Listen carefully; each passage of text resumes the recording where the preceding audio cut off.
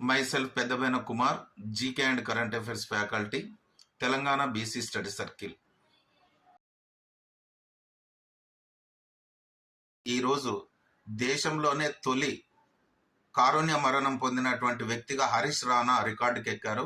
వీరు 2013 August 20న Punjab university hostel భవనం నుంచి క్రింద పడి తలకు తీవ్ర గాయాలతో 13 సంవత్సరాలుగా కోమాలో ఉన్నారు. దీనికి గాను వీరి తండ్రి కారుణ్య మరణం ప్రసాదించాలని సుప్రీంకోర్టు ధర్మాసనాన్ని అభ్యర్థించారు. దీనికి అనుగుణంగా మార్చి 11వ తేదీన justice JB Pardiwala, justice KV విశ్వనాథ్ల ధర్మాసనం తీర్పునిచ్చింది.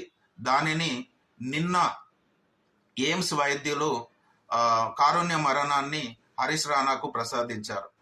అంటే మనిషి యొక్క కి వ్యవస్థ సరిగా సక్రమంగా పనిచేయకుండా దశల వారీగా తగ్గించుకుంటూ చిట్ట చివరికి మరణాన్ని ప్రసాదించేటువంటి దానిని వైద్య పరిభాషలో పాసివ్ యూథనేసియా అని అంటారు. ఇది నిన్న ఎయిమ్స్ వైద్యులు చేసి హరీష్ రాణాకు కారుణ్య మరణాన్ని ప్రసాదించారు. Thank you all of you.